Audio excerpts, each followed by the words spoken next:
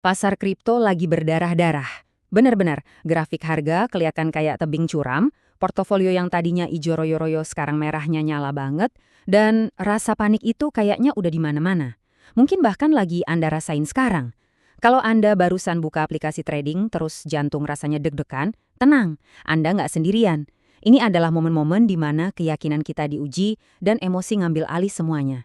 Harga Bitcoin, sang raja kripto, anjlok puluhan persen. Investor institusional yang dulu kita puja-puja sebagai pahlawan, sekarang malah kabur rame-rame.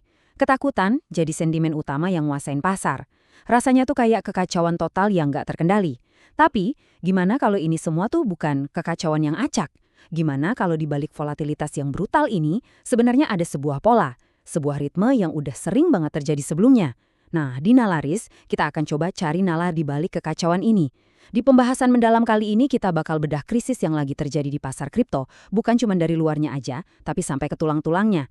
Kita akan lihat angka-angka mengejutkan yang jadi pemicunya, gali lebih dalam soal teori di balik siklus pasar, pahami jebakan psikologis yang ngegerakin investor, dan bedain strategi antara para raksasa pasar sama kita, investor retail. Manfaatnya buat Anda?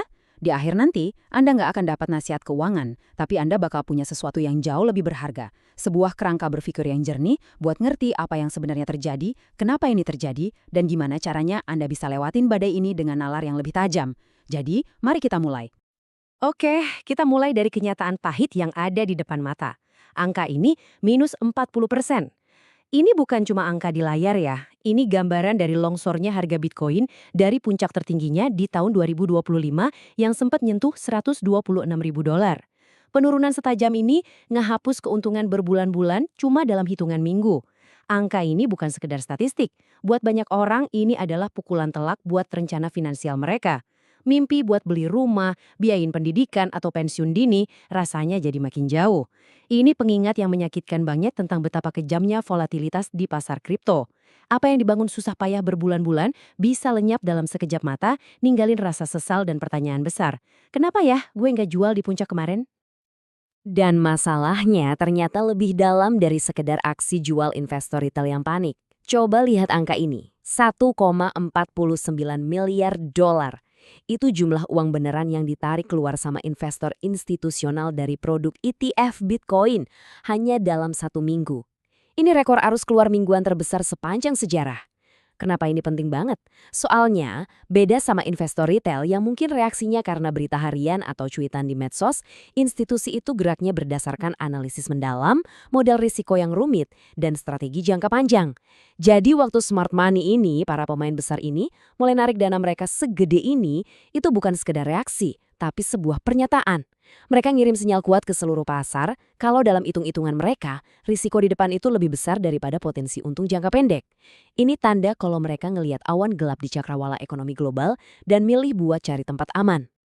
Nah, jadi poin krusialnya ini, gabungan antara longsornya harga karena paniknya investor retail dan kaburnya dana institusional secara besar-besaran ini nyiptain badai yang sempurna. Sentimen risk off atau gampangnya menghindari resiko jadi cerita utamanya. Dalam kondisi kayak gini, investor cenderung ngejual aset-aset yang dianggap berisiko tinggi kayak saham teknologi dan tentu aja cryptocurrency. Terus mindahin uang mereka ke aset yang lebih aman kayak obligasi pemerintah atau dolar. Kehati-hatian yang super ekstrim ini bikin semua orang nanya-nanya dengan cemas. Ini akhir dari bull market bukan ya? Bakal jatuh sedalam apa lagi nih? Ketidakpastian ini rasanya mencekik. Dan di tengah kabut kayak ginilah keputusan-keputusan terburuk seringkali dibuat. Tapi, coba kita tarik napas dulu sebentar, mundur sedikit. Gimana kalau kekacauan yang kita lihat ini bukanlah sesuatu yang baru atau belum pernah terjadi sebelumnya?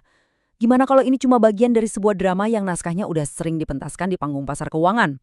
Yuk kita coba lihat gimana semua ini mungkin sebenarnya tersusun dalam sebuah pola yang bisa kita kenali. Kita akan bedah anatomi dari sebuah siklus pasar. Ini ngebawa kita ke sebuah pertanyaan yang fundamental banget, yang bakal nentuin cara kita mandang semuanya.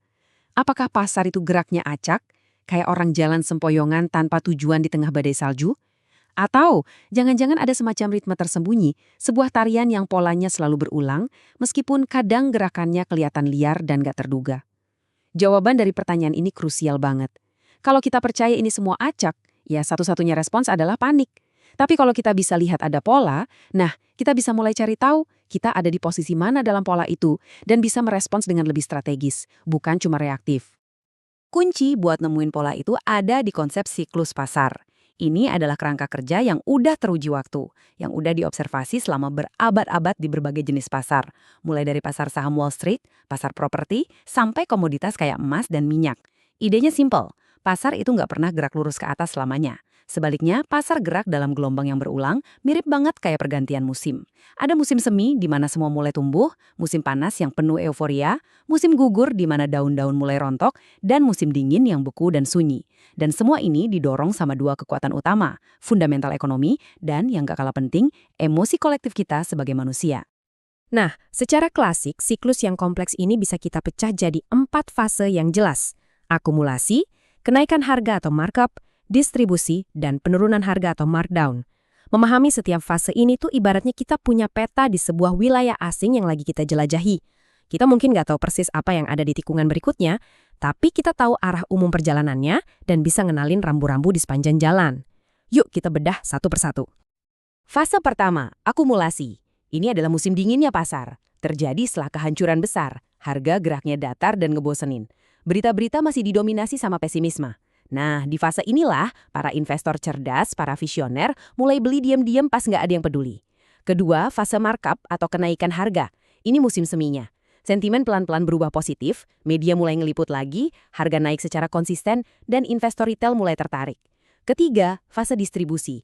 Inilah puncak musim panas. Euforia di mana-mana. Semua orang ngerasa jadi jenius. Tapi di balik layar, para investor cerdas yang beli di fase akumulasi tadi mulai ngejual aset mereka dikit-dikit ke kerumunan yang baru datang karena FOMO. Harga geraknya liar, naik turun cepet banget. Terakhir, fase markdown atau penurunan harga. Musim gugur tiba, gelembungnya pecah. Sentimen berbalik 180 derajat dari euforia jadi ketakutan dan harga anjlok tajam. Inilah fase yang bawa kita balik lagi ke awal siklus menuju musim dingin berikutnya. Tapi penting banget buat ingat ya, siklus-siklus ini tuh bukan sekedar pola grafik yang abstrak. Mereka nggak digerakin sama rumus matematika yang dingin atau algoritma tanpa perasaan. Kekuatan pendorong di baliknya jauh lebih fundamental, lebih purba, dan jauh lebih manusiawi, yaitu emosi. Sekarang mari kita masuk lebih dalam ke pikiran para investor buat ngerti mesin penggerak sesungguhnya dari roller coaster pasar ini. Dan kutipan dari sang legenda, Warren Buffett, ini dengan sempurna ngerangkum semuanya. Pasar keuangan itu pada dasarnya bukanlah pertarungan antara siapa yang paling pinter atau siapa yang punya analisis teknikal paling canggih. Jauh lebih sering, ini adalah pertarungan psikologis, antara kesabaran dan ketidaksabaran, antara disiplin dan impulsivitas, antara keserakahan dan ketakutan. Dua emosi inilah, serakah dan takut, yang jadi bahan bakar utama dari setiap gelembung dan kehancuran pasar dalam sejarah.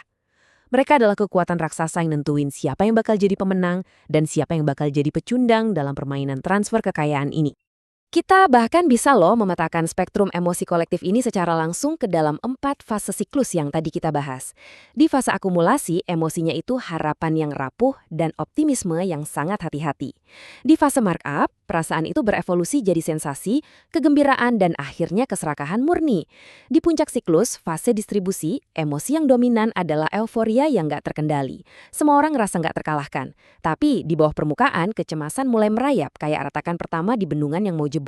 Dan akhirnya, pas fase markdown dimulai, ketakutan ngambil alih sepenuhnya, yang dengan cepat berubah jadi kepanikan massal, waktu semua orang berebut lari ke pintu keluar yang sama. Ini adalah roller coaster emosi yang dialami pasar secara kolektif. Selama fase markup sampai ke puncak distribusi, ada satu jebakan psikologis yang kuatnya luar biasa, yang kita kenal sebagai FOMO atau takut ketinggalan. Ini bukan cuma istilah gaul ya. Menurut riset, FOMO itu akarnya ada di sistem penghargaan sosial di otak kita. Secara biologis, kita tuh diprogram buat nggak mau dikucilkan dari kelompok. Jadi pas ngeliat temen, tetangga, atau orang asing di internet pamerin keuntungan gede, itu bakal micu rasa cemas kalau kita bakal ketinggalan. Nah, perasaan inilah yang matiin bagian otak rasional kita dan micu pembelian impulsif seringkali di harga yang udah tinggi banget tanpa peduli risiko atau fundamental asetnya. FOMO itu ibarat bensin yang disiram ke api spekulasi.